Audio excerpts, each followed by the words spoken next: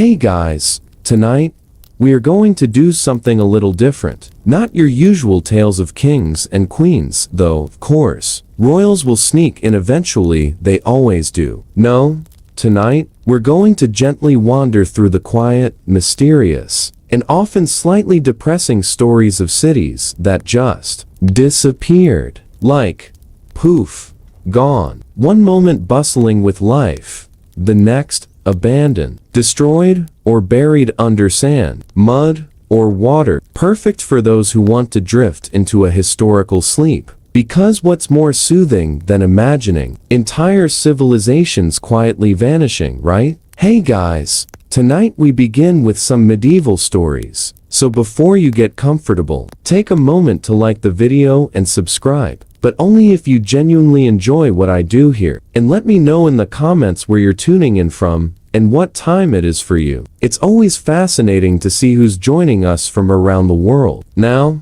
dim the lights, maybe turn on a fan for that soft background hum, and let's ease into tonight's journey together. Let your mind float over the ruins. Not in any particular hurry, because, of course, these cities didn't disappear in a hurry either. They drifted away, slowly or suddenly, each for reasons we can only guess at or in some cases, never really understand. Some fell to natural disasters, some to invasions, and some probably just got bored of their locations. Let's float through these forgotten places together. Our first city, or more accurately, site, is Catalhoyuk. Now, I know what you're thinking. That's not exactly a name I can pronounce without sounding like I have something stuck in my throat. And yes, that's true. Catalhoyuk is in modern-day Turkey and was a massive settlement about 9,000 years ago. People lived in tightly packed mud brick houses, mostly roof to roof, because apparently, stepping outside was overrated. They walked on each other's rooftops to get around. Charming, really. If you enjoy close-quarter social anxiety, archaeologists love Catalhoyuk because it's like a frozen-in-time snapshot of early urban life, except no one bothered leaving any obvious exits. The city didn't exactly destroy in a dramatic fire or invasion sense. It more or less faded. The population slowly dispersed, leaving behind these perfectly preserved, slightly claustrophobic mud brick homes, as if saying, we were here, then we weren't. But look, we left some wall paintings. Catalhoyuk's abandonment is oddly comforting in a sleepy sort of way. No armies, no famine-induced riots, just people moving on quietly, like leaving a half-finished puzzle on the table and walking away. Maybe they got bored. Maybe the soil got tired of supporting crops. Or maybe the roof-to-roof lifestyle just wore them out. Whatever the case, Catalhoyuk now whispers to us through its preserved walls, as soft and gentle as a historian narrating late at night.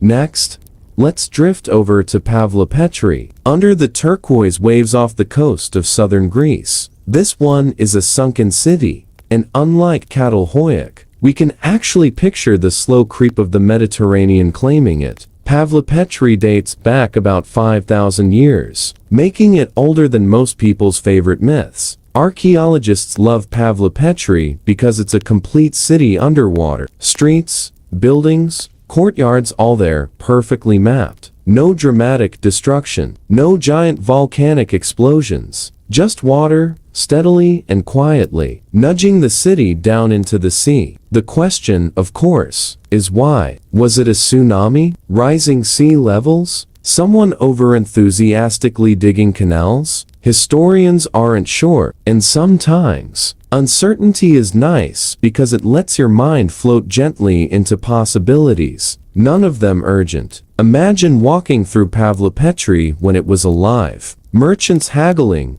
children playing, someone spilling olive oil on the floor, and then, over generations, the streets slowly fill with water. Now, instead of bustling life, you have fish, a gentle sway of currents, and a city preserved in quiet blue stillness. It's the kind of thing that makes you appreciate the slow, inevitable march of nature. It's not a city that burned with drama, it just sank, like an exhausted history student deciding to take a long nap in the bathtub. While we're still on the theme of water, there's Dvaraka, a city off the coast of modern India, mentioned in the Mahabharata. This one's particularly fun if you like your historical mysteries with the side of legend. Archaeologists found remains under the sea that suggest a city did indeed exist. Stone walls, streets, and docks, all submerged. According to the legends, Dvaraka was founded by Krishna, who, apparently, had a flair for spectacular entrances and exits. The city may have been abandoned due to flooding or a rise in sea levels. Or, according to more poetic theories, Krishna simply said,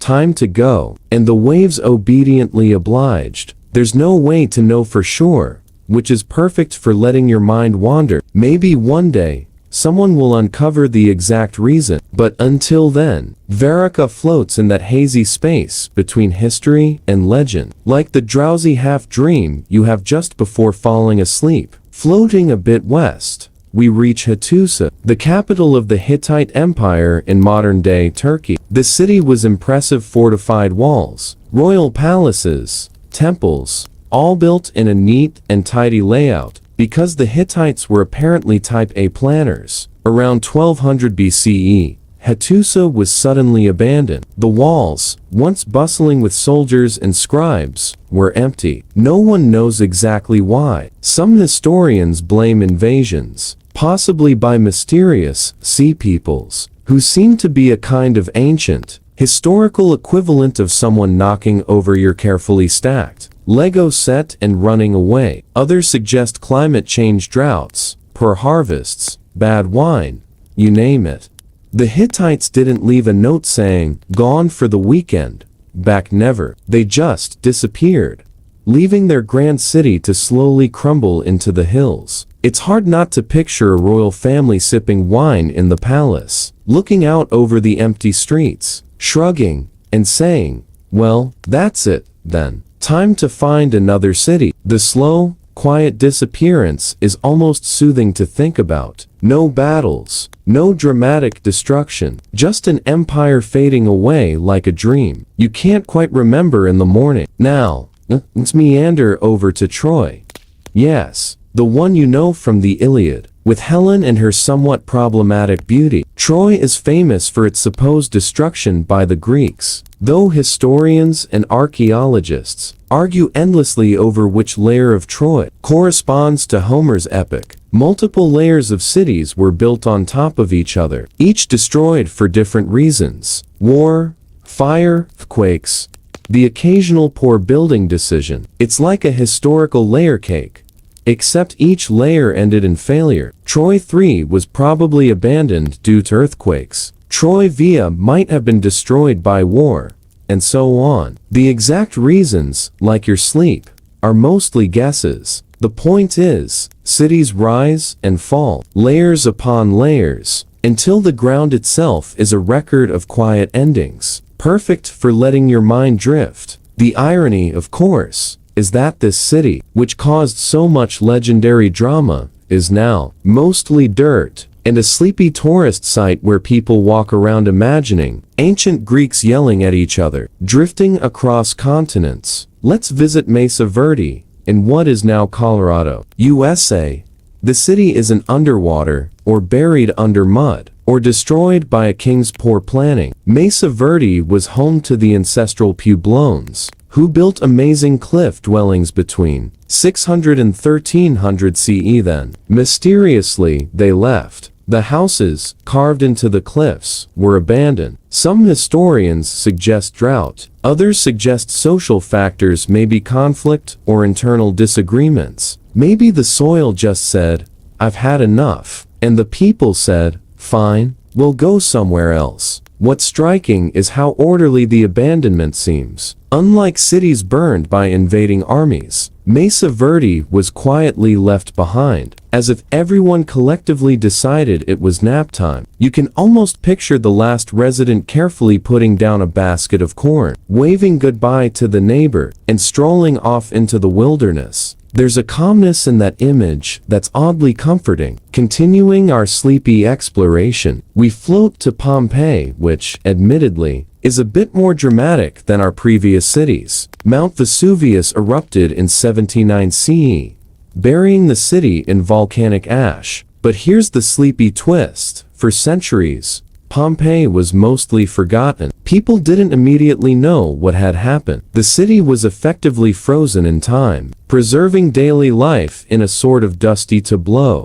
The ashy silence allows us to imagine ordinary Romans going about their routines, bakeries still smelling faintly of bread, amphitheaters empty, laundry hanging, quietly fossilized. Pompeii's destruction was sudden, yes, but the preservation creates a strangely calm effect. The city whispers to us across centuries, a gentle reminder of impermanence. Unlike war-torn cities, Pompeii didn't scream, it simply became quiet, under a blanket of gray ash. Next, let's drift to Angkor in Cambodia. Angkor was the center of the Khmer Empire, with grand temples, massive waterworks, and a population that could rival any city of its time. By the 15th century, Angkor was abandoned, mostly due to shifting trade routes, resource depletion, and probably the occasional political disagreement. There's evidence of flooding and overgrown jungle, but no dramatic battle scenes, just quiet neglect. Temples were swallowed by trees, water channels silted up, and slowly, the city receded into the forest. Angkor's story is a little like leaving a perfectly good toy in the attic, except the toy is massive stone temples. There's something meditative in imagining a city slowly claimed by nature, its residents gone, their stories just echoes in the moss-covered stones. And of course, we can't skip Mohenjo-Daro, part of the Indus Valley civilization in modern-day Pakistan. Around 1900 BC, the city was abandoned. Archaeologists suggest climate change, possibly a drying river, or maybe economic decline. No armies, no catastrophic fires, just a city slowly emptying, buildings crumbling, streets silent. Mohenjo-Daro had surprisingly advanced urban planning for its time, grid streets, sophisticated drainage, and a system that would make a modern urban planner nod appreciatively. And yet, like all our cities tonight, it was quietly left behind. It's soothing in a historical sense. Progress, elegance, and then rest. We can linger a bit more on Tikal in Guatemala. This Mayan city was abandoned in the 9th century. Historians debate reasons: drought, deforestation, overpopulation, but the fascinating part is that it wasn't violently destroyed. The stone pyramids remained, partially overgrown by jungle. Life faded slowly, and, if you close your eyes, you can almost hear the distant, quiet hum of a city winding down, birds taking over the plazas, vines reclaiming temples. The slow, natural decline of Tikal is a perfect companion for a late-night narrative. Nothing urgent, nothing loud, just quiet abandonment, letting you float along with the story and perhaps drift towards sleep yourself. And so, if we let our thoughts wander a little further,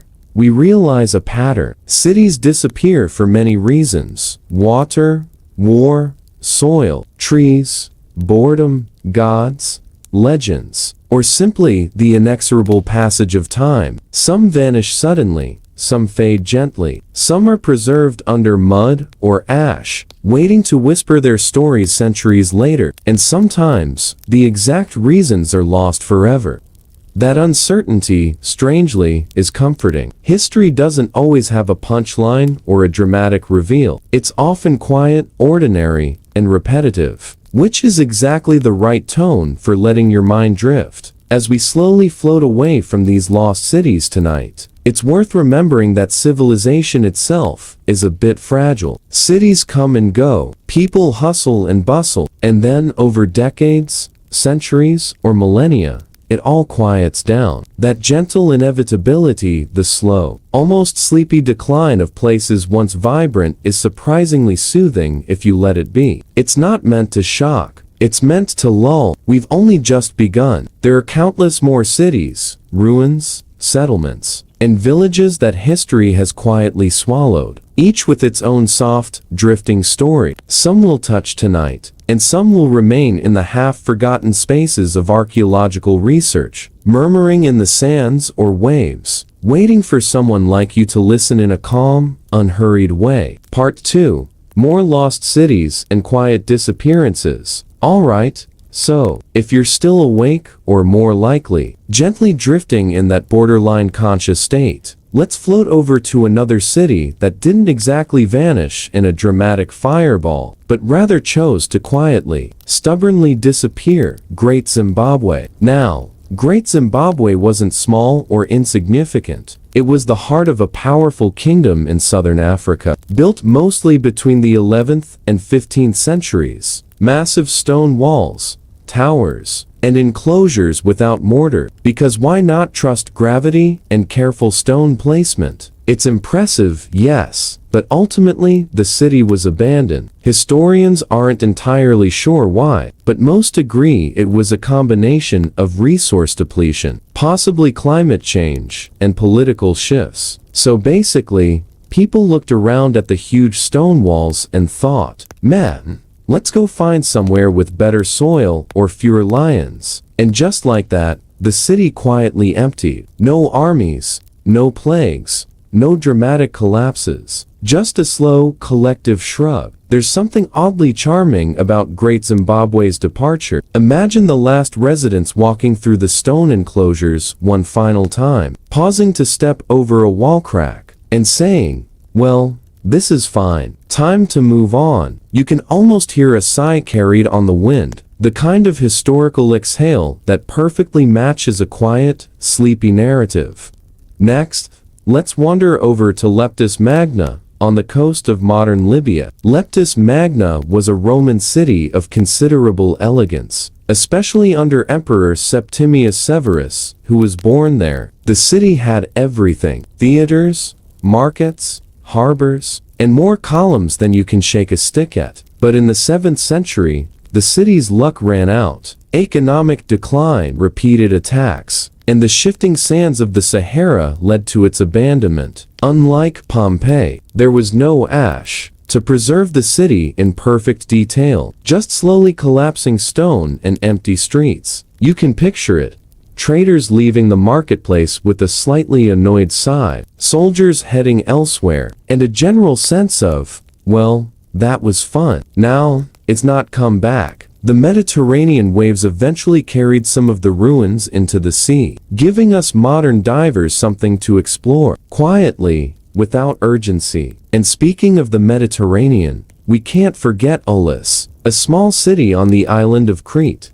This one didn't vanish spectacularly either. Around the 1st millennium BC, Aulis was abandoned for reasons that are, as usual, mostly mysterious. Maybe earthquakes, maybe floods, maybe people were just tired of living on a rocky island and wanted easier real estate. Archaeologists love Aulis because it provides a gentle, almost cozy glimpse into small-scale ancient city life. Nothing grand, nothing explosive, just quiet streets and the faint echo of past conversations, carried through broken stone walls. Now, let's take a calm float across the Pacific to Nan Madol, in Micronesia. This city is built on a series of artificial islets, in a lagoon, stone platforms, rising out of the water, connected by narrow canals. Imagine the amount of effort it took to haul basalt stones across the ocean to construct this. The city was the ceremonial and political center of the Soutler dynasty, and yet, by the 16th century, it was abandoned. We don't really know why. Some suggest internal rebellion, others suggest resource exhaustion or changing political structures. Whatever the case, Nan Madol was quietly deserted, leaving the platforms to slowly sink into moss and water. There's something hypnotically soothing about imagining this ocean city gradually returning to nature, like a slow, watery yawn across centuries, drifting gently back toward Africa. Let's touch on Great Zimbabwe's northern neighbor, Cumbe-Salele, capital of the Ghana Empire. It was once bustling with trade, gold, and impressive mud brick architecture. By the 13th century, it was mostly gone. Drought,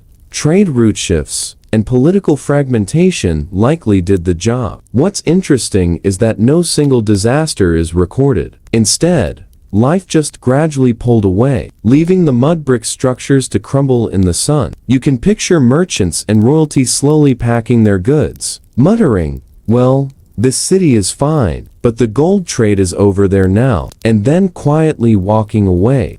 Floating northward again, let's stop by Ani, the medieval Armenian city often called the City of 1001 Churches. Ani thrived in the 10th and 11th centuries, with impressive churches, palaces, and fortified walls. It was sacked multiple times by invaders and then abandoned, mostly because of earthquakes and changing political power. The fascinating part is that Ani wasn't instantly wiped out. It slowly emptied. The churches remained standing, the walls crumbled, and the city became a ghostly echo in the Armenian highlands. You can almost hear the faint whisper of prayers drifting on the wind, long after the city's last resident left. Let's now gently wander into South America to Chinchan, near modern Trujillo in Peru. Chinchan was the largest city of the pre-Columbian Chim civilization, built mostly of adobe. Around the 15th century, the city was conquered by the Inca Empire, but it wasn't just war that left it empty. The delicate adobe structures gradually fell apart over time, especially after heavy rains. Imagine vast, sun-baked walls slowly softening under the drizzle, courtyards sinking slightly, and the city quietly fading from active use. There's a calm poetry in watching adobe crumble without anyone yelling or running, just a gentle retreat. A historical slow exhale. Back in Europe,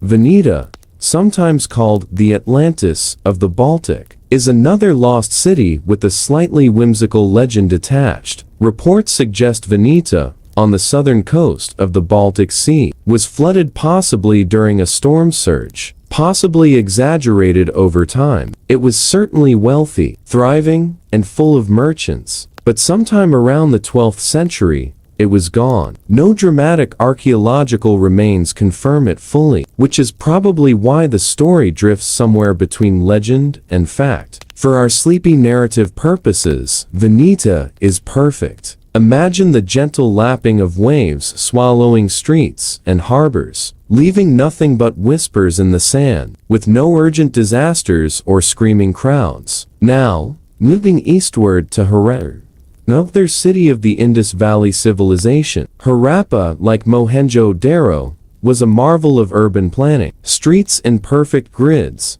advanced drainage systems, organized marketplaces. Around 1900 BCE, the city was slowly abandoned, possibly due to shifting rivers, climate change, or trade decline. Imagine families quietly packing baskets, traders closing shops with polite bows, and streets gradually emptying. No cataclysm, just a gentle disappearance, leaving a city that future archaeologists would excavate and study at their own calm pace.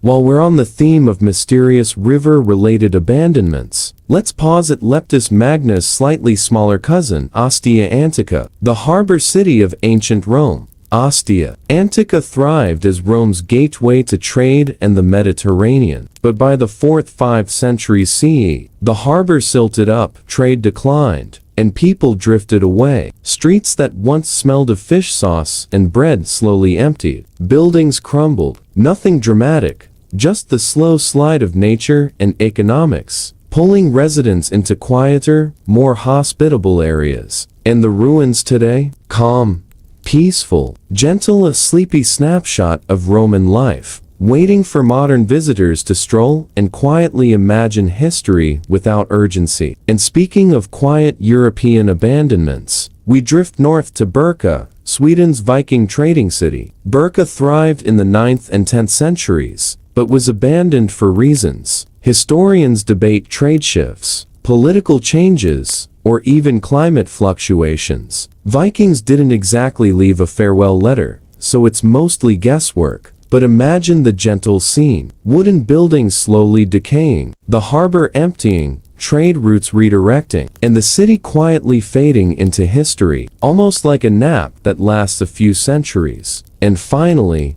for this part, let's float across the Indian Ocean to Lamu, a small city on the Kenyan coast. Lamu's history is fascinating because it's still inhabited today, but there were abandoned quarters from centuries ago. Reasons are unclear, possibly trade decline, political shifts, or environmental factors. Old buildings remain as quiet reminders of bustling pasts. The calm contrast between the abandoned quarters and the still lively parts of Lamu is perfect for letting your imagination drift. The old city whispers stories of traders, families, and quiet departures, all without any need for dramatic emphasis. So, as we settle into the soft, endless pattern of abandoned streets, forgotten marketplaces, and slowly sinking cities, it's clear there's a kind of calm consistency across time and space. Cities vanish quietly, people move, rivers shift, earthquakes nudge walls apart, trees and moss reclaim stone, and somewhere in that quiet, slow unfolding,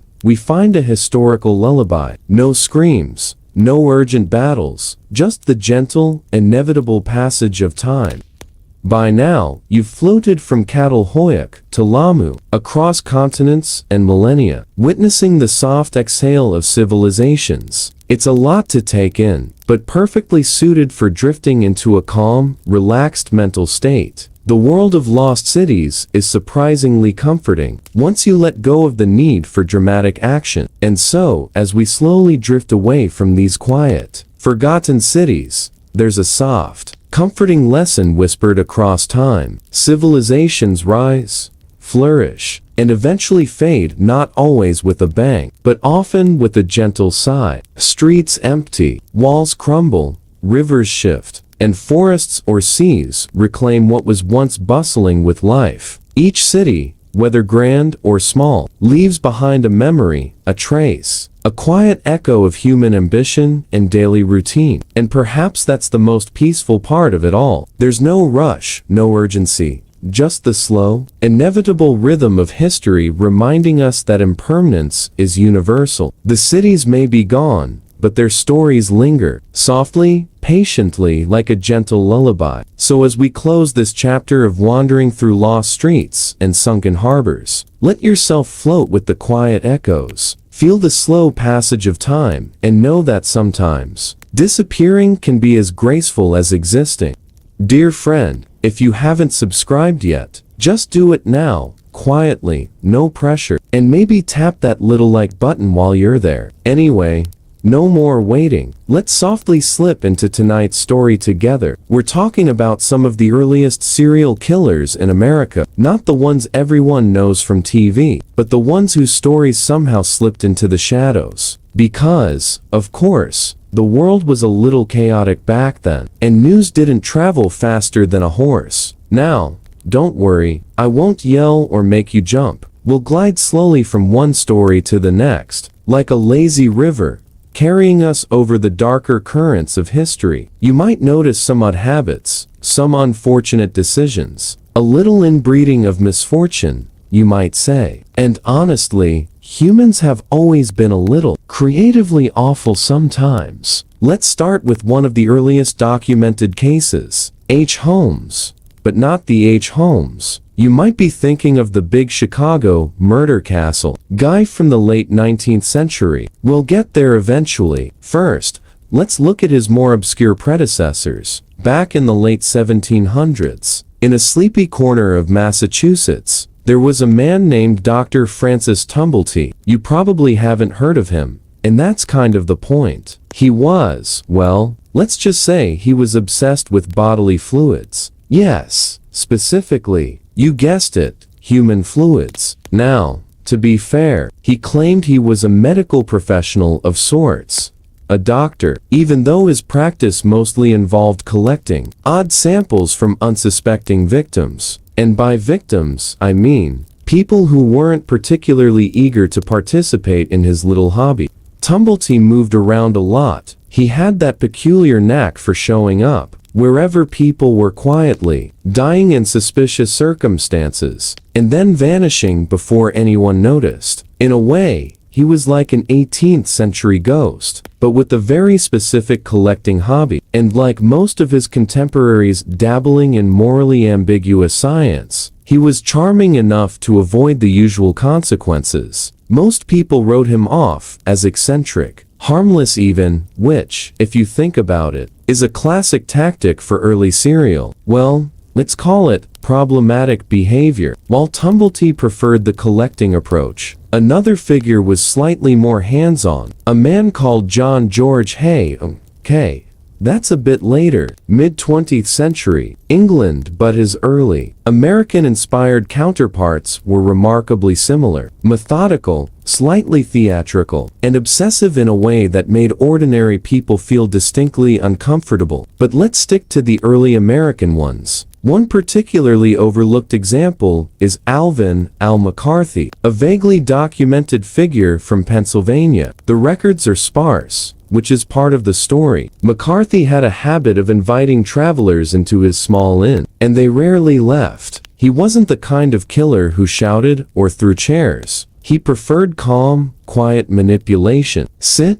have some tea," he would say, and by the time the tea was finished, well, the guests were never seen again. He was caught only after someone noticed a suspiciously large pile of belongings in the attic, personal items that didn't belong to him. Oddly enough, there was never a real trial. The locals, exhausted by the cumulative mysteries, just kind of let the situation dissolve, and McCarthy, as far as records suggest, simply disappeared into obscurity. So, here's a theme you'll notice immediately. Early serial killers in America were rarely the kind of grandiose, newspaper headline-hogging villains you imagine. They were quiet, methodical, often blending into their communities in ways that would make it almost impossible to notice until it was too late. And part of that is practical. There weren't surveillance cameras, DNA tests, or 24-hour news cycles. There were, at most, town gossip and the occasional newspaper column written by someone who might have been exaggerating just a tiny bit.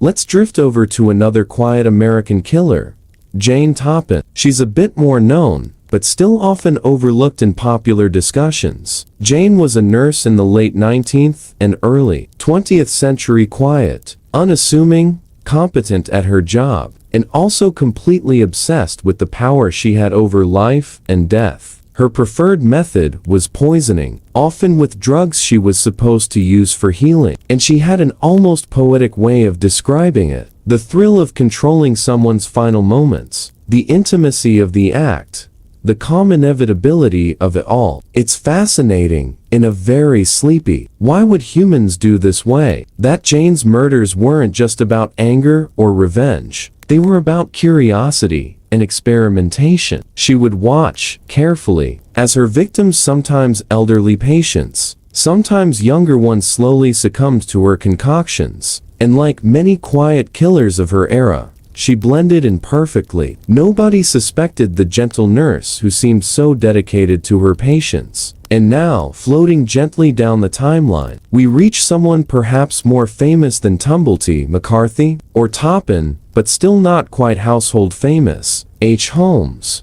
Okay, now I know you might be imagining the tall, dramatic Chicago murder castle stories, but let's slow it down a notch. Holmes wasn't some cinematic villain. He was a careful, deliberate man, interested in making money, manipulating people, and keeping a clean reputation while doing it. He constructed his hotel, later called the Murder Castle, with secret rooms, staircases leading nowhere, and hidden passageways. Yes, all of it. But he wasn't theatrical. He was meticulous, almost boringly meticulous, in the way he planned every detail to avoid suspicion. The castle itself was a marvel of design. If your idea of marvels involves hidden trapdoors, soundproof rooms, and the kind of ventilation that ensured a body could stay out of sight for months, Holmes was a planner. Some say he killed dozens. Others suggest it was hundreds. The truth is, we don't know. Records were messy,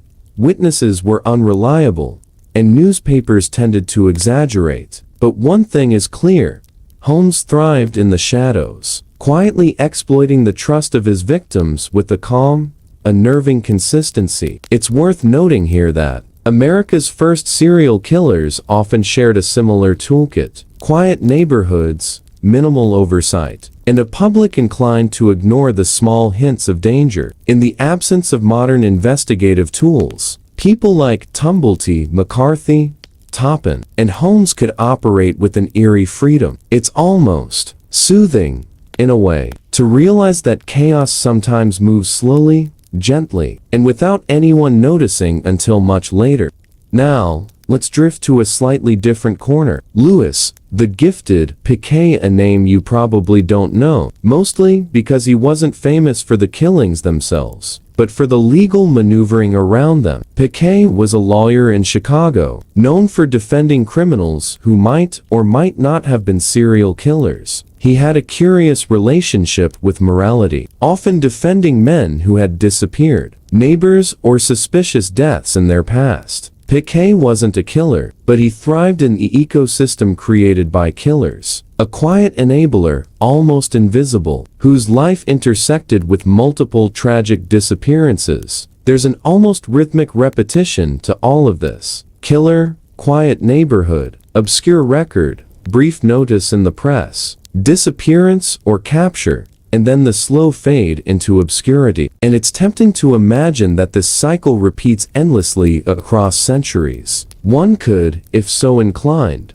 almost fall asleep to the thought: the world quietly revolving, sometimes in tragic ways, sometimes in mundane ways, often indifferent to those on the edges. Which brings us to Carl Panzram, a figure whose story stretches a bit into the early 20th century. Unlike the careful and quiet predecessors, Panzram had, let's say, less patience for subtlety. His life was marked by a continuous string of petty crimes, escalating into increasingly violent acts, and yet, his story is more about the tragedy of circumstance than the theatrics of murder. Abandoned, abused, and often misunderstood, Panzram's trajectory gives us a glimpse into how environment, opportunity, and personality converge. He wasn't celebrated or sensationalized in his lifetime. He was quietly dangerous, operating in plain sight, slipping through the cracks of a society unprepared to catch him. And here's an interesting, sleep-inducing pattern you might notice. These early serial killers often reflect the slow, uneven pace of American society itself. Towns were small, roads were slow,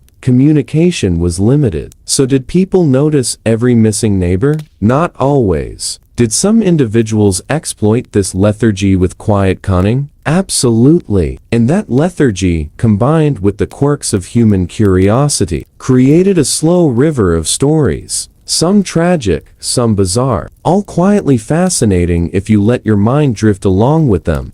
Another name to float across the canvas is Bell Gunnis, the Norwegian-American who ran a farm in Indiana. Bell's story is famous enough to be referenced occasionally, but the quiet details are, well, perfect for this calm exploration. She welcomed men into her home, some with romantic intentions, others with business proposals, and over time, they simply vanished. Gunnis was methodical, practical, and almost domestic in her approach. She ran a farm, raised children, and apparently cooked quite well, so much so that neighbors and authorities for years overlooked the missing person patterns. Eventually, a fire revealed a hidden basement with, well, enough evidence to make anyone mildly uncomfortable while nodding off. You might notice a common thread here: domesticity, normalcy, a focus on blending in. Tumblety, McCarthy, Toppin, Holmes, Panzram, Gunnis, all of them relied, at least in part, on the quiet veneer of normal life. They didn't rush or scream. They didn't perform. They acted slowly, deliberately, and the world, for the most part, moved slowly enough to let them do so. It's a little poetic, if you consider the poetry of quiet chaos. And now, floating gently toward the late 19th century again, we meet H. Holmes in a slightly different context, The broader, social scene of Chicago during the 1893 World's Fair. The city was teeming with visitors, many unfamiliar, many trusting. Holmes' Hotel, the infamous Murder Castle, was cleverly positioned to take advantage of the crowd. Secret rooms, hidden passageways, and a careful facade of business acumen meant that the flow of victims could continue almost uninterrupted. And yet, Holmes wasn't particularly flamboyant. He was calm, calculating, patient, and like the other killers we've met tonight, his life is a study in quiet, unnerving precision. Part 2, Quiet Horrors and Hidden Lives. Alright, so if you've settled a little deeper under your blanket, let's continue our slow journey into the shadowed corners of early American crime. Remember, we're not rushing. No sudden noises, no dramatic reveals, just the calm, slightly unsettling truths of lives that somehow went unnoticed. Until they didn't. After H. Holmes, it's worth drifting south to a figure whose story is less about clever architecture and more about quiet, relentless obsession. Earl Nelson, sometimes called the Guerrilla Killer. Now, the nickname is a little sensational, but the reality is, he was a wandering figure, moving between small towns on the West Coast in the 1920s. Nelson had a pattern. He targeted women who were alone, often in hotels, boarding houses, or quiet neighborhoods. He was methodical, almost mundane in his approach, which is what makes him unsettling. Nelson's story is oddly bureaucratic in a way. He would check into a hotel, make small talk with clerks, maybe tip politely, and then vanish with his victim. The newspapers eventually noticed a pattern, but the slow pace of communication meant he could continue his quiet spree for months. He didn't seek notoriety, didn't taunt the police. He simply moved quietly, like a shadow slipping from one town to the next. And when finally caught, his calm demeanor shocked those who expected a flamboyant villain. Now, floating backward a little to the East Coast, we encounter Dorothea Punt, a name that occasionally drifts into public memory. Dorothea ran a boarding house in Sacramento, California, starting in the 1980s. Yes, much later than our earlier figures, but her methods echo a pattern we've seen: domesticity as camouflage. She appeared gentle,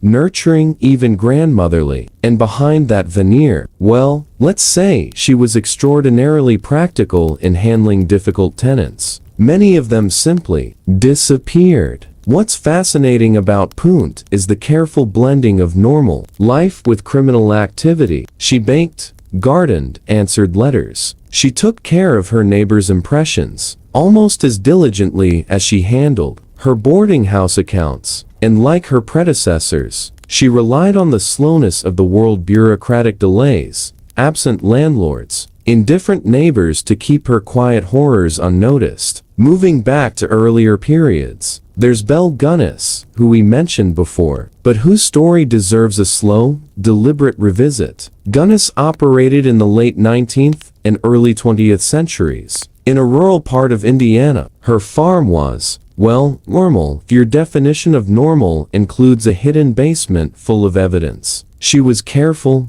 patient, and domestic, qualities that allowed her to maintain the illusion of normalcy while quietly orchestrating disappearances. And as with many of these cases, it wasn't violent spectacle that drew attention. It was the slow accumulation of small, odd hints. A neighbor notices someone missing, a suspicious delivery, a strange sound late at night, but no one rushed to investigate, because life in small towns was quiet, routine, and indulgently distracted. And here's a curious thought. Many early American serial killers weren't particularly evil in the way movies or novels describe. They were human, flawed, curious, ambitious, sometimes cruel, yes, but often their methods involved patience, attention to detail, and a remarkable ability to fade into the background. It's almost mundane, which is, perhaps, part of the reason these stories are sleep-inducing. There's no frantic chasing, no dramatic showdown, just quiet observation,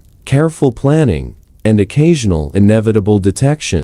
Now, floating east again, there's H. Holmes' lesser-known associates. Most people think of Holmes as acting alone in Chicago, but in reality, he had a network small, informal, often unrecorded. Clerks, assistants, occasional accomplices who were, let's say, curious about profits and unconcerned with ethics. These figures were rarely remembered, but their quiet involvement made Holmes' operations smoother. It's a pattern you'll see repeatedly. The killer is part of a social ecosystem, surrounded by people who, whether through naivety or convenience, allowed events to unfold. Drifting further into the 20th century, we encounter Albert Fish, sometimes called the Brooklyn Vampire. Now, the nickname sounds sensational, but his life, when viewed in careful, quiet detail, is almost bureaucratic in its progression. Fish lived in Brooklyn, moved slowly through social circles, wrote letters meticulously, and followed patterns that are, well, methodical to the point of monotony. His crimes, while disturbing, weren't about spectacle, they were about a rigid internal logic, almost a personal schedule, and the calmness of his approach is what allowed him to operate for years without immediate detection. Notice a common thread here. These figures, despite the darkness of their actions, share traits that are oddly domestic. They keep diaries. They maintain social facades. They attend church, visit neighbors, pay bills. They do all the ordinary things, which makes the extraordinary things less noticeable. And this is a quiet lesson about human perception. We often overlook what doesn't seem urgent. And now, floating across the country again, let's look at Anthony Sowell, sometimes called the Cleveland Strangler. His case is more modern, 2000 seconds, but it illustrates the enduring patterns of quiet serial activity. Sowell lived among neighbors who described him as shy, unassuming, and quiet. He maintained a job, appeared normal in community settings, and yet, quietly accumulated victims. The slow, unnoticed accumulation is key. The world doesn't always react instantly, even when small hints appear repeatedly. It's worth noting that geography, society, and era all influence these stories. Rural areas, bustling cities, small towns, they all offer different opportunities and constraints, but the underlying rhythm is the same: patience, observation, and careful blending into normal life. The pattern repeats, like a gentle tide, moving across centuries and continents, leaving small ripples of disturbance that often go unnoticed until the tide recedes. Returning briefly to the 19th century, there's Thomas Neal Cream, a Canadian doctor operating in the US, whose story is oddly quiet in its menace. Cream targeted women, often with poison, and managed to escape detection multiple times. His charm, combined with professional respectability, allowed him to operate almost invisibly, and when he was eventually caught, it wasn't dramatic confrontation, it was a series of bureaucratic accidents, inconsistencies, and eventual confessions. The calm inevitability of his capture is almost soothing, if you view it like the slow unfolding of history itself. Floating now to a slightly different type of early killer, the family or domestic killer. These figures often don't appear in sensational accounts, yet their impact was quietly devastating. People like Jane Toppin or Belle Gunness, or even earlier, unknown boarding house proprietors, often exploited domestic trust. Their lives were integrated into households, social networks, and professional communities. They acted not with flair, but with the quiet inevitability of routine. And when their crimes were discovered, it was rarely dramatic, it was the slow accumulation of oddities, discrepancies, and whispers. Which brings us to an interesting observation about early American serial killers. They weren't outlaws in the Wild West sense. They weren't dramatic figures challenging society at large. They were observers, manipulators, and careful planners. Their stories are less about action, more about the slow revelation of human flaws, societal gaps, and the understated creepiness of mundane life. gone slightly wrong. And as we float through these narratives, it's easy to feel the rhythm of history itself. Patient, meticulous, occasionally dark, but never loud. Another figure worth a slow mention is Patrick Kearney, operating mid-20th century in California. Kearney, like many before him, relied on the quiet infrastructure of social systems: transient workers, hitchhikers, unsuspecting neighbors. He was organized, methodical, and very careful to avoid attention. What's intriguing is how consistent the patterns are across decades, targeting vulnerable individuals, exploiting gaps in oversight, maintaining a facade of normality, and the slow, almost hypnotic repetition of his actions makes the stories quietly compelling, almost lulling in their predictability. Finally, let's float briefly to the collective phenomenon rather than a single individual. The notion that many early American serial killers were simply overlooked because society moved slowly, communication was limited, investigation techniques were primitive. People assumed missing neighbors had moved, or that strange occurrences were coincidence. And in this slowness, killers thrived. There's a strange poetry in that. Life moved gently, quietly, and sometimes quietly. Tragedy unfolded in parallel.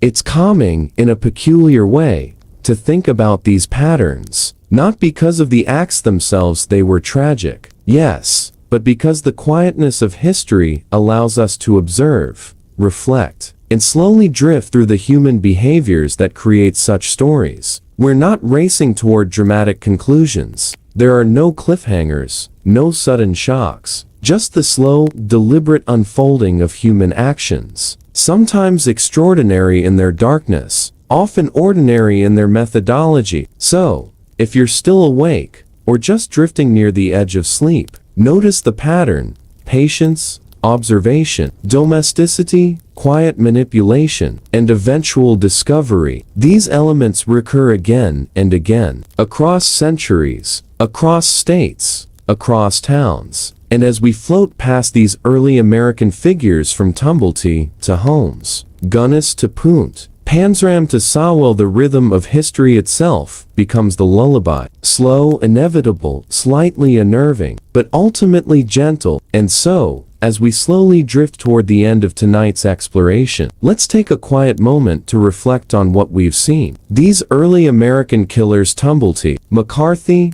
Toppin, Holmes, Gunness, Punt, and the rest were not loud, flamboyant figures. They didn't crave attention. They moved through life almost invisibly, blending in with neighbors, co-workers, and the rhythms of everyday existence. Their stories remind us that human behavior is often subtle, sometimes dark, and occasionally tragic, but it rarely announces itself with a trumpet fanfare. The world moved slowly, people overlooked oddities, and life carried on, sometimes leaving traces of mystery, sometimes leaving almost nothing at all. And maybe that's the quiet lesson here. History is full of strange, unsettling patterns, but it's also full of calm, ordinary moments in which extraordinary things quietly happen. The past, in this sense, is like a slow river, gentle on the surface, carrying hidden currents below. We can watch, reflect, and slowly float along without being swept away. So,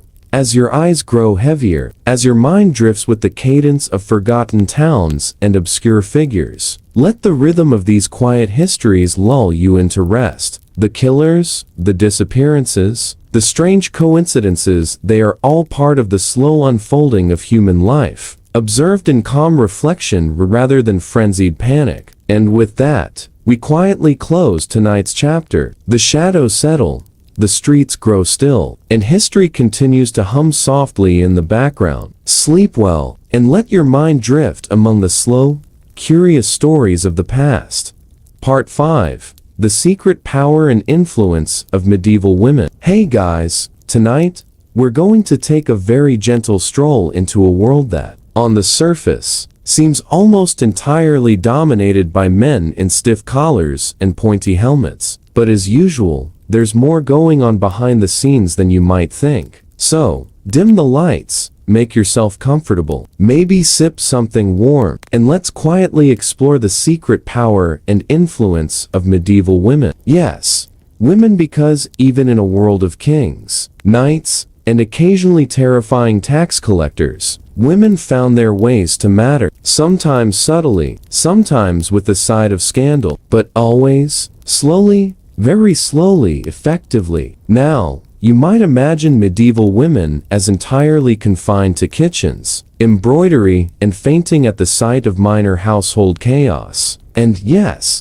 some of that did happen, but there's a reason history keeps whispering about Eleanor of Aquitaine, Blanche of Castile, and other women who, if you squint, were basically medieval power brokers. They didn't always ride into battle, wearing armor, though a few did, but they ruled, influenced, advised, and occasionally maneuvered entire kingdoms while everyone else was busy assuming they were just sitting quietly behind tapestries. So let's start with the very famous one, Eleanor of Aquitaine. You know her name because it sounds fancy, because she married two kings, Louis VII of France and Henry II of England, and because, of course, she lived a long life, which in the medieval world is basically like winning a cosmic lottery. Eleanor had been Duchess of Aquitaine in her own right before her first marriage, which already makes her slightly intimidating. The story goes that she had control over more land than the King of France himself. Imagine that, casually holding more land than the dude in charge of the country, and being expected to sit quietly and embroider. She married Louis VII around 1137, and they had a somewhat uneventful life together. If you consider being a queen with almost zero say in foreign policy uneventful, Louis, apparently, was very devout, which is code for he found every excuse to go on long pilgrimages, leaving Eleanor to run things. And Eleanor, naturally,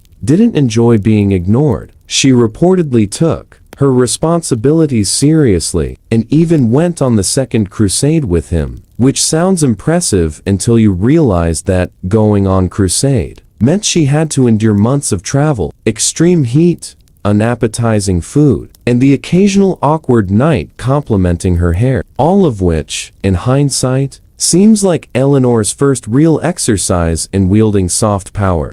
The marriage didn't last forever because why not? Louis was reportedly dull and a little too focused on penance. So, in 1152, Eleanor's marriage was annulled, and she immediately married Henry II, King of England, who, as you might expect, was not the quiet, contemplative type. He was more ambitious, strategic, and prone to messy family politics. And here's where Eleanor really begins to demonstrate the kind of influence that historians whisper about when no one's listening. Eleanor bore Henry 8 children, yes, 8, which, in the medieval context, was both a blessing and a logistical nightmare. But more importantly, she began actively involving herself in governance. She advised on legal matters, negotiated treaties, and was even rumored to have a hand in diplomacy. Not the flashy, headline-grabbing type of power, but the slow, persistent, effective kind. And of course, she eventually got fed up with Henry's general tendency to favor his son's rebellions over any sensible rule. In her mid-50s, Eleanor staged what is politely described as supporting her sons in a rebellion against their father. In other words, she ran an internal family coup, which, when you think about it, is a very calm, measured demonstration of influence. Now, let float over to Blanche of Castile, who was Queen of France in the early 13th century. Blanche is a classic example of a medieval woman quietly running the show. She married Louis VIII when she was just 12, which is slightly alarming, but historically standard. Louis died young, leaving Blanche to act as regent for her son, Louis IX, who was, at the time, a small child prone to crying and probably throwing things. Blanche ran France almost single-handedly during his minority. She was reportedly tough, intelligent, and uncompromising. And while we often focus on kings issuing decrees or fighting battles, Blanche's quiet, Bureaucratic skill meant France didn't fall apart when her husband died. She handled negotiations, secured borders, and occasionally had to tell the occasional nobleman to behave firmly but quietly. In these stories, you notice a pattern. Women were frequently the ones stabilizing the chaos of male-driven political life. They married, bore heirs, and occasionally organized rebellions or political alliances, but usually in ways that required subtlety, discretion, and patience. Their influence was indirect but incredibly effective, and they were often unrecognized in the historical records, because chroniclers at the time didn't really consider women central to the narrative, except, of course, when their actions were dramatic, enough to be impossible to ignore, like Eleanor's brief but intense coup. Another figure worth mentioning is Hildegard of Bingen, who wasn't a queen but was arguably just as influential. Hildegard was a German abbess in the 12th century, known for her visionary writings, theological contributions, and musical compositions. Now, you might be thinking, how does a nun wield power? Well, it turns out that intellectual influence can be just as impactful as ruling armies. Hildegard advised popes, kings, and bishops through letters and counsel. She had a certain aura, partly because she claimed to receive divine visions, which, in the medieval mindset, was basically the original version of, "Don't argue with me, I have receipts from God." Her combination of intellect, spiritual authority, and organizational skills made her one of the most quietly powerful women of her era. And then there's Matilda of Tuscany, whose life reads like a gentle guide on how to quietly manipulate power while maintaining a facade of respectability. Matilda ruled vast territories in northern Italy during the late 11th and early 12th centuries. She was heavily involved in the investiture controversy, the slow, drawn-out conflict between popes and emperors over who got to appoint bishops. Matilda's lands and armies were essential to the pope's survival in Italy. She wasn't leading charges into battle personally, but she was providing the resources, strategy, and political cover that allowed the pope to maintain authority. Essentially, she was running a slow-moving chess game, while everyone else assumed the king or emperor was in control. What's interesting is that many of these women operated in a world that constantly underestimated them. Their power often relied on relationships, social networks, and strategic marriages, tools that men also used, but with less subtlety. A king might issue a command and assume compliance. A queen, duchess, or abbess had to persuade, negotiate, and sometimes gently maneuver people into action. Their influence was, in a sense, invisible, but incredibly effective. Take Isabella of France, for example. She married Edward II of England, who was, let's say, not the sharpest political tool in the shed. Edward preferred his favorites, who were often incompetent and unpopular, over practical governance. Isabella, however, slowly, patiently, and quietly began consolidating alliances among discontented nobles. Eventually, she led an invasion with her lover. Yes, history mentions that politely overthrew Edward and installed her son as king. Not exactly a gentle bedtime story, but presented in a calm, almost matter-of-fact way. It's a fascinating example of subtle political influence manifesting in decisive action. And there's more. Women like Margaret of Anjou, who quietly orchestrated alliances during the Wars of the Roses, or Catherine de' Medici, who ruled behind the scenes in France with a combination of patronage, diplomacy, and intimidation, all show the slow, quiet accumulation of influence. They weren't always in the spotlight. They rarely charged into battle themselves, though sometimes they did. But their fingerprints are all over the historical record. They stabilized kingdoms, negotiated treaties, and managed dynastic politics that would have collapsed without their intervention. Even beyond queens and noblewomen, the women of medieval society exercised influence in smaller, subtler ways. Abbesses, noblewomen managing estates, and mothers advising their sons all contributed to the smooth operation of medieval life. They were the invisible infrastructure of the period, running households,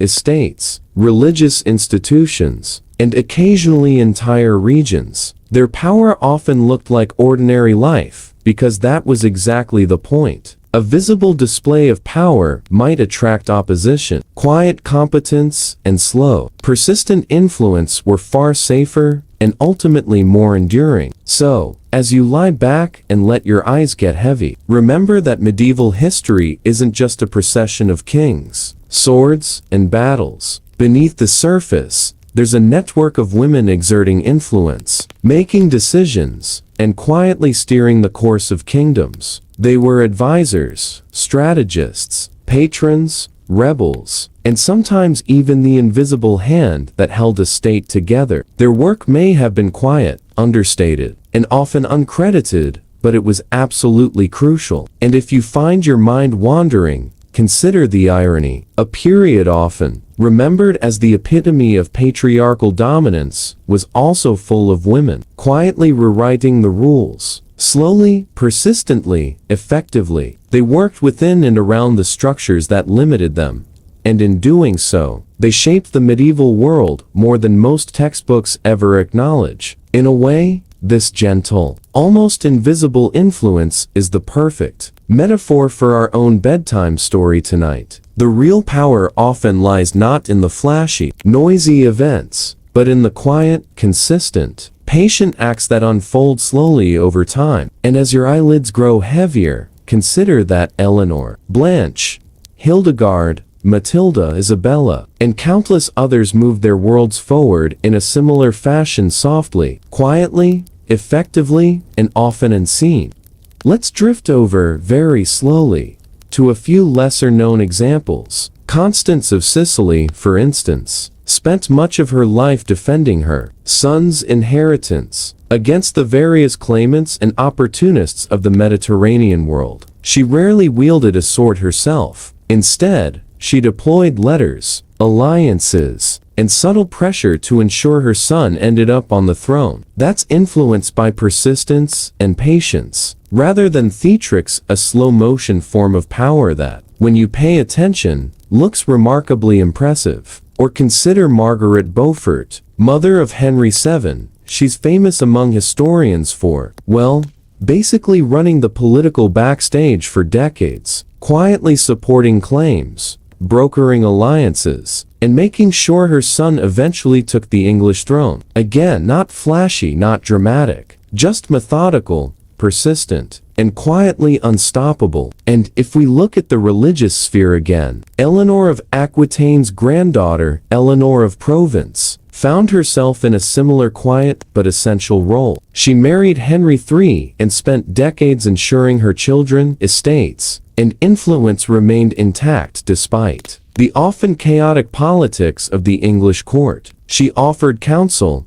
mediated disputes, and provided the kind of calm, stabilizing presence that a kingdom occasionally needs, even if no one writes epic poems about it. In short, medieval women were rarely absent from the story. They were simply often absent from the obvious public record. They worked quietly, indirectly, and very effectively. And the more you look, the more you see that the hidden power of women was an essential ingredient in the smooth functioning and occasional chaos management of medieval society. And with that, we can pause here, gently acknowledging that the next stories will continue our slow exploration of influence, subtlety, and the quiet, powerful roles of women whose names you might not recognize, but whose impact shaped history in ways you'd never expect.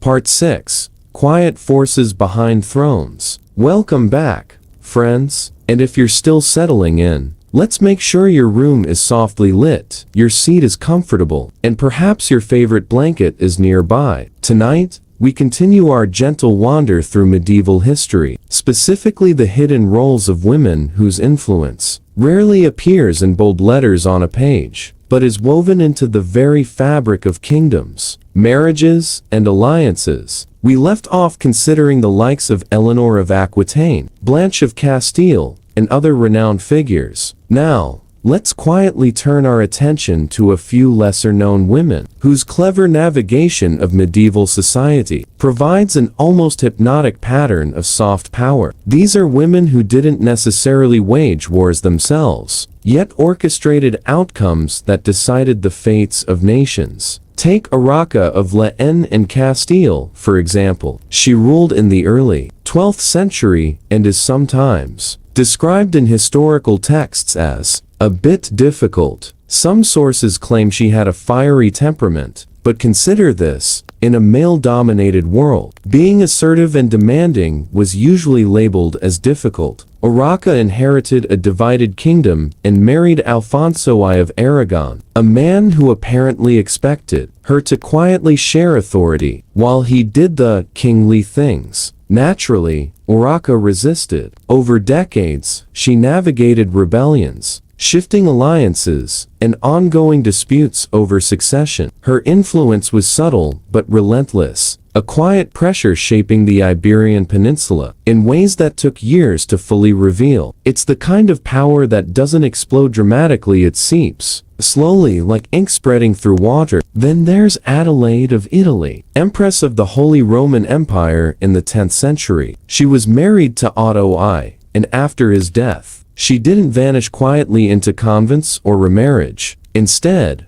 she continued to exert influence as a regent for her grandson and as a patron of religious institutions. She built monasteries, supported reform, and advised emperors. If you think about it, Adelaide's quiet management of religious and political affairs helped stabilize a rather chaotic empire. She was the medieval version of someone quietly organizing everything behind the scenes, while everyone else is chasing dramatic headlines. A similar, slightly more flamboyant case is Cecilia Pennefater of Brigstock, a peasant woman rather than a noble, whose life we know through land records. Though she didn't advise kings, her persistence in securing property rights, negotiating with local authorities, and managing her household for decades demonstrates a different kind of influence: the everyday, survival-based power that countless medieval women exercised. Her story is a slow, soothing reminder that power was not only in crowns, it also flowed in quiet acts of resilience, resourcefulness, and long-term planning.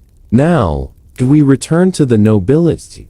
Constance of Aragon offers another example. Married to King James I of Sicily, she exerted influence over court politics, succession planning, and even ceremonial practices. She did this quietly, subtly, in ways that historians sometimes gloss over because they are less spectacular than battles or coronations. But without her careful attention to the rhythms of court life, the kingdom might have floundered amid the usual medieval chaos of noble squabbles and external threats. Even more fascinating is Margaret of York, sister to Edward IV and Richard III. She married into the Burgundian court in the late 15th century and became a significant cultural and political figure there. She didn't wield a sword, didn't storm castles, and didn't loudly dictate policy, but she influenced court etiquette, patronage, and diplomacy. Over time, these small, persistent acts shaped the Burgundian state, affecting trade, culture, and even international alliances. Margaret's story is the kind of slow, almost hypnotic historical narrative that the more modern world tends to overlook. But for those who look closely, her impact is unmistakable. Then there's Euphemia of Argent, lesser-known princess from the Baltic region. She married into the Danish court, and while she didn't appear in many chronicles, her skillful management of estates, dowries, and familial alliances ensured her children had the best possible positions. Her influence was slow, careful, and indirect, rarely dramatic, but always present, guiding the course of noble networks. And if we venture back to the Mediterranean, Maria of Antioch was a woman whose life could be described as quietly strategic. She married into the Byzantine imperial family and maneuvered carefully through a court rife with intrigue. Her letters, alliances, and subtle negotiations helped stabilize portions of the empire during turbulent reigns. Again, no sword fights, no dramatic declarations, but influence nonetheless. The sort that grows almost imperceptibly until its results are undeniable. A recurring theme here is patience. Medieval women often operated in ways that required long-term planning, a clear understanding of relationships, and quiet management of estates, families, and political alliances. Unlike kings, whose power was often sudden, dramatic, and visible, these women exerted influence slowly, in ways that were cumulative and enduring. Eleanor of Aquitaine could seize land and marriages in a bold move, but others, like Margaret of York or Euphemia of Argent, achieved their goals in decades-long campaigns of subtlety.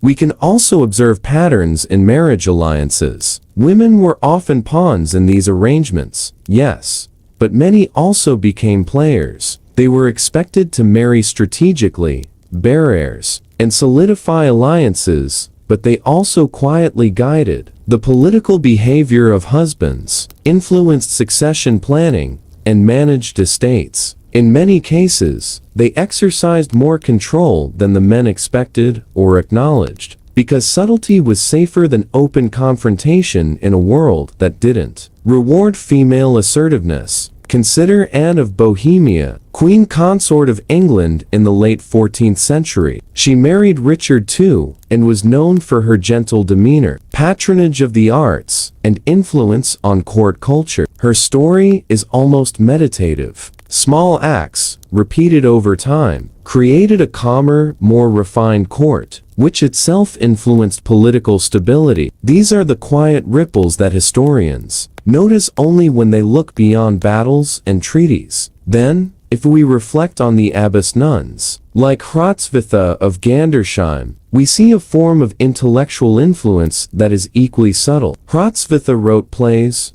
histories, and theological texts. She influenced minds rather than armies, slowly shaping intellectual culture. Her influence is less immediate than military power, but long-lasting, a whisper across centuries that guides thought, philosophy, and literary culture. And of course, there were women who managed estates during war or absence. The slow and careful administration of lands, collection of taxes, and management of peasant labor were essential to medieval kingdoms. Women like Isabella of Angoulême, wife of King John, or Margaret of Anjou, mother of Henry VI's heir, were constantly balancing practical management with political maneuvering. Their work may seem mundane in the grand narratives, but it literally kept kingdoms afloat. It's interesting to note that while men often sought immediate, visible power crowns, armies, public proclamations, women frequently pursued enduring, subtle,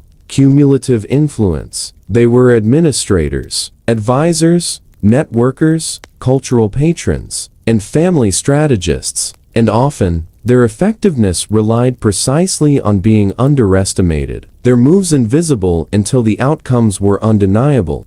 So tonight, as we drift along in our slow historical exploration, consider the rhythm of this influence. There are no dramatic sieges, no explosive betrayals. There is patience, quiet observation, careful action, letters written in candlelight, negotiations conducted in whispered corridors, management of estates and courts with an attention to detail that, while uncelebrated, was crucial. And in this slow, deliberate rhythm, power quietly grows, shaping events, steering kingdoms, and leaving a mark on history that lasts far longer than the fleeting bursts of battle glory. Let's pause here, just for a moment. Breathe.